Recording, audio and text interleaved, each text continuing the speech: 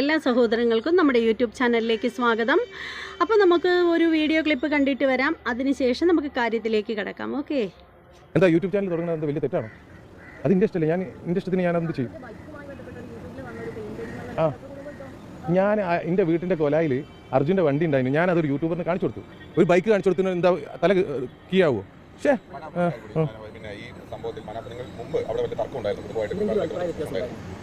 അങ്ങനെ കാര്യമായ ഒരു തർക്കങ്ങളൊന്നുമില്ല. ഇതിപ്പോൾ എന്താ പറയുക, ഞാനായിട്ട് എവിടെയും എന്താ പറയുക ഒരു ഫേമസ് ആയിട്ടില്ല. ഞാനിപ്പോൾ ഫേമസ് ആയെന്ന് തോന്നുന്നില്ല. ഇത് ആരൊക്കെ കുറച്ച് എന്താ പറയുക, ഇത് 4 ദിവസത്തെ ഒരു ഫേമസ്, അത് മനസ്സിലാക്കിയാൽ പോരെ. ഞാനിപ്പോൾ ഇത് കഴിഞ്ഞിട്ട് ഇതിൽ ഇങ്ങനെ നിൽക്കുമോ? എന്തൊക്കെ നാട്ടിൽ നടക്കുന്നുണ്ട്, നാളെ നിങ്ങൾക്ക് ഒരു വിഷയം കിട്ടി, നിങ്ങൾ പോകും, യൂട്യൂബേഴ്സ് പോകും, പിന്നെ എന്താ ഫീലുള്ളത്? അപ്പോൾ ഞാൻ ചെയ്തത് എന്തൊക്കെ എനിക്ക് മനസ്സിലാവില്ല. ഓരെന്ത് പറഞ്ഞാലും എനിക്ക് ഇത്രേ പറയാനുള്ളൂ. ഓരെൻ്റെ ഫാമിലിയാണ്, ആ അമ്മയും അച്ഛനും എല്ലാവരും എൻ്റെ ഫാമിലിയാണ്. ആരോടൊപ്പം എന്ന് പറഞ്ഞു കഴിഞ്ഞാൽ ഒരു തെളിയിച്ചോട്ടെ, ഞാൻ ഏതെങ്കിലും പണം വാങ്ങിക്കണം എന്നുള്ളത് ഒരു കുഴപ്പമില്ല. ഇപ്പോൾ മനാവിൻ്റെ യൂട്യൂബ് ചാനലാണ് ഇപ്പോൾ വിഷയമായിട്ട് വന്നിരിക്കുന്നത്. അത് സംഭവം വേറൊന്നുമല്ല, നമ്മുടെ അർജുൻ്റെ ഫാമിലിക്ക് അത് നല്ല സങ്കടം ഉണ്ടായി. അർജുൻ്റെ ഫാമിലി പറയുന്നത് എന്താണെന്ന് വെച്ചാൽ, മനാവിൻ്റെ യൂട്യൂബ് ചാനൽ ഇപ്പോൾ തുടങ്ങിയത് ഇപ്പോൾ കുറച്ച് നാളായേ ആയുള്ളൂ. 23-24 ദിവസം മാത്രമേ ആയിട്ടുള്ളൂ യൂട്യൂബ് ചാനൽ തുടങ്ങിയിട്ട്. അപ്പോൾ മനാവ് ചോദിക്കുന്നു, എനിക്കൊരു യൂട്യൂബ് ചാനൽ തുടങ്ങിയാൽ എന്താണ് പ്രശ്നം, എനിക്കെന്താ തുടങ്ങിക്കൂടെ, അതെൻ്റെ ഇഷ്ടമല്ലേ എന്നൊക്കെ പുള്ളിക്കാരൻ ചോദിക്കുന്നുണ്ട്. അങ്ങനെ യൂട്യൂബ് ചാനൽ തുടങ്ങുന്നതിന് ഒരു പ്രശ്നവുമില്ല, അതൊക്കെ താങ്കളുടെ ഇഷ്ടം തന്നെയാണ്. പക്ഷേ അവിടെ വിഷയം നമ്മുടെ അർജുനാവുമ്പോഴാണ് പ്രശ്നം. അതുകൊണ്ടാണ് നമ്മുടെ അർജുൻ്റെ ഫാമിലി അതിനെതിരെ ശക്തമായിട്ട് വിമർശിക്കുന്നതിൻ്റെ കാര്യം. സംഭവം എന്താണെന്ന് വെച്ചാൽ, അർജുൻ്റെ ബോഡിയുടെ തിരച്ചിൽ നടക്കുന്ന സമയത്തിന് നമ്മുടെ മനാവ്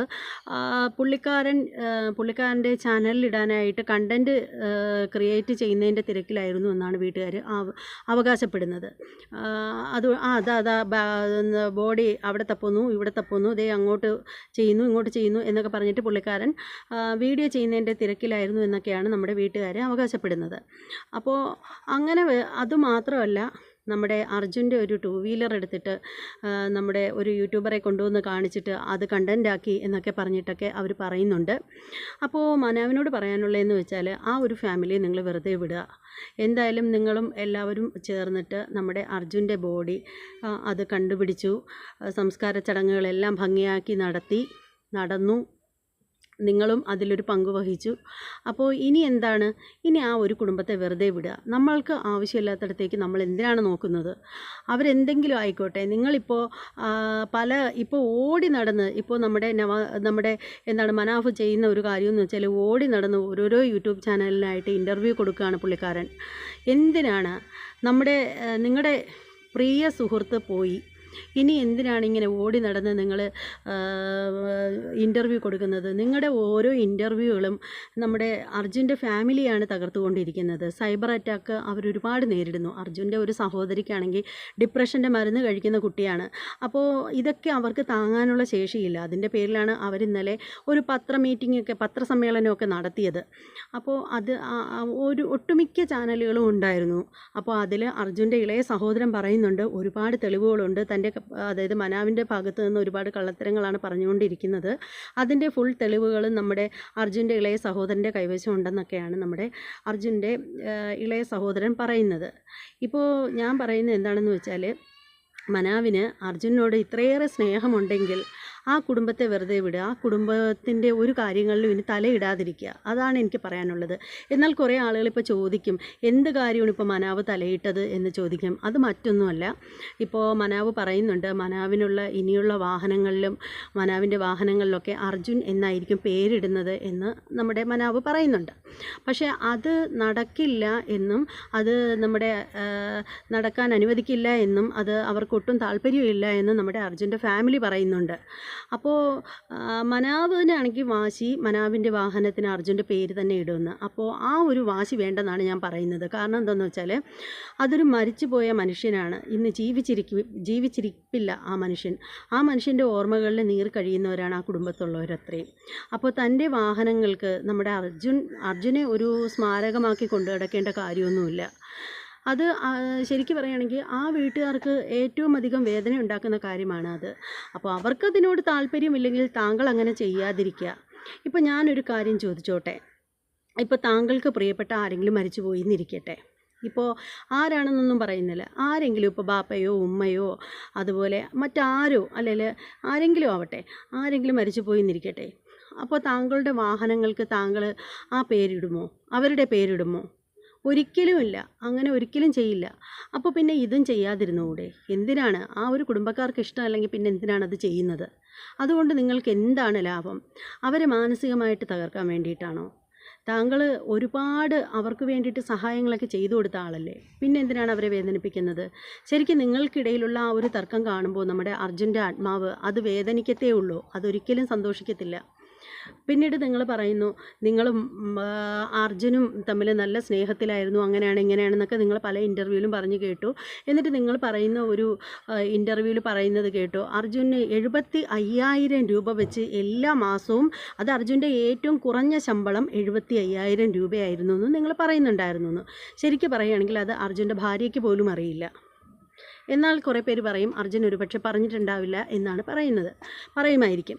അതുമാത്രമല്ല, പിന്നീട് നിങ്ങൾ പറഞ്ഞൊരു കാര്യം എന്ന് വെച്ചാൽ അർജുൻ്റെ വരുമാനം എത്ര കിട്ടിയാലും അർജുൻ്റെ വീട്ടുകാർക്ക് തികയില്ല. കാരണം അർജുൻ്റെ സഹോദരനെയും അതുപോലെ സഹോദരിയെയും പഠിപ്പിക്കുന്നതും ജോലിക്ക് ശ്രമിക്കുന്നതും അതുപോലെയൊക്കെയുള്ള കാര്യങ്ങളും വീട്ടു ചിലവ്, കുട്ടികൾക്ക് വയ്യാണ്ടാവുമ്പോൾ ഹോസ്പിറ്റലിൽ കൊണ്ടുപോകുന്നതായാലും ബാക്കിയുള്ള വീട്ടിലെ എല്ലാ കാര്യങ്ങളും നോക്കുന്നത് ഈ ഒരു പൈസയിലായതുകൊണ്ട് അർജുന് ആ പൈസ തികയുന്നില്ല എന്നൊക്കെ താങ്കൾ പറഞ്ഞിട്ടുണ്ടായിരുന്നു.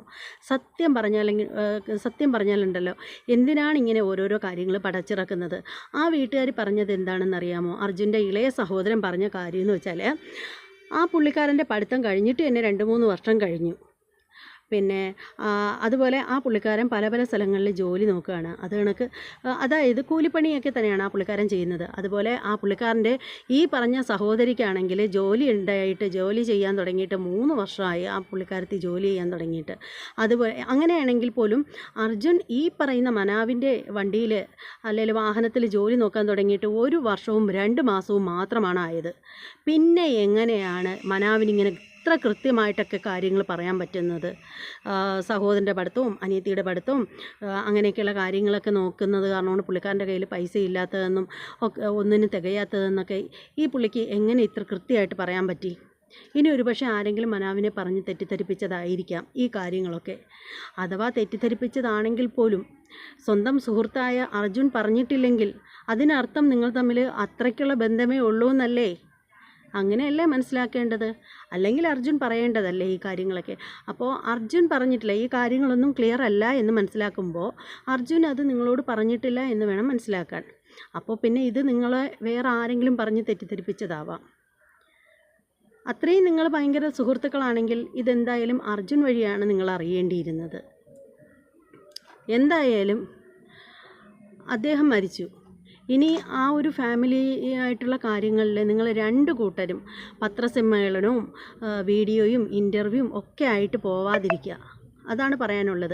ഇപ്പോൾ ഏതൊരു ചാനൽ നോക്കിയാലും ഇപ്പോൾ അതിലൊക്കെ ഉള്ളതെന്ന് പറഞ്ഞാൽ നമ്മുടെ മനാവ്, അർജുൻ്റെ ഫാമിലി, ഈ 2 കൂട്ടരുടെയും കേസുകളും കാര്യങ്ങളുമാണ് മുഴുവനും പറഞ്ഞു കേൾക്കുന്നത്. ശരിക്കും കഷ്ടമുണ്ട്. ആ ഒരു മനുഷ്യൻ ഇത്രയേറെ ദിവസം മണ്ണിൻ്റെ അടിയിൽ കിടന്നിട്ട്, വെള്ളത്തിൻ്റെ അടിയിൽ മണ്ണിൻ്റെ അടിയിൽ ഇങ്ങനെ കിടന്നിട്ട് ആ ഒരു ബോഡി കൊണ്ടുവന്നിട്ട് പല പല ഭാഗങ്ങളായിട്ട് മാംസം പോലും ഇല്ലാതെ ആ എല്ലും കഷ്ണം കൊണ്ടുവന്ന് സംസ്കരിച്ചിട്ട് ആ ഒരു ശരീരത്തിന് എന്ത് മാന്യതയാണ് കിട്ടുന്നത്? ശരിക്കും പറയുകയാണെങ്കിൽ എല്ലാ മാന്യതയോടുകൂടി സംസ്കരിച്ചു. പക്ഷേ സംസ്കരിച്ച് കഴിഞ്ഞിട്ടും പരസ്പരം സ്നേഹമില്ലാതെ അങ്ങോട്ടും ഇങ്ങോട്ടും ചെളി വാരി എറിയുമ്പോൾ ആ ആത്മാവ് എന്തുമാത്രം ദുഃഖിക്കുന്നുണ്ടാവും? ഇതൊക്കെ ചിന്തിക്കണ്ടേ? ഇനിയെങ്കിലും നിങ്ങളൊക്കെ എല്ലാവരോടും കൂടി പറയുകയാണ്, അങ്ങോട്ടും ഇങ്ങോട്ടും മത്സരിച്ച് പോയി കിടന്നുള്ള ഈ ഒരു ഇൻ്റർവ്യൂ കൊടുപ്പൊക്കെ അങ്ങ് നിർത്തും. അതായിരിക്കും നല്ലത്. എന്തിനാണ് ഇങ്ങനെയൊക്കെ ചെയ്യുന്നത്? നിങ്ങൾ ഒരുപാട് അർജുനെ സ്നേഹിക്കുന്നുണ്ടെങ്കിൽ ആ അർജുൻ്റെ വീട്ടുകാർ എന്താണ് നിങ്ങളോട് പറയുന്നത്? ആ പുള്ളിക്കാരൻ്റെ പേര് നിങ്ങളുടെ വാഹനത്തിലിടുന്നത് അവർക്ക് ഇഷ്ടമായില്ലെങ്കിൽ അതിടാതിരുന്നൂടെ? അതല്ലേ നല്ലത്? അതല്ലേ മാന്യത? എന്തായാലും പിന്നെ അത് മാത്രമല്ല, അവർ പറയുന്നുണ്ട് അർജുൻ അർജുൻ്റെ പേരിൽ നിങ്ങൾ ഫണ്ട് പിരിവൊക്കെ നടത്തി എന്നൊക്കെ പറയുന്നുണ്ട്. അതിലൊക്കെ എത്രത്തോളം ശരിയുണ്ടെന്നൊന്നും നമുക്കറിയില്ല. നിങ്ങളുടെ ഭാഗത്തു നിന്ന് അങ്ങനെ ഒരു തെറ്റ് സംഭവിച്ചിട്ടില്ലെങ്കിൽ നിങ്ങൾക്ക് അത് തെളിയിക്കണം.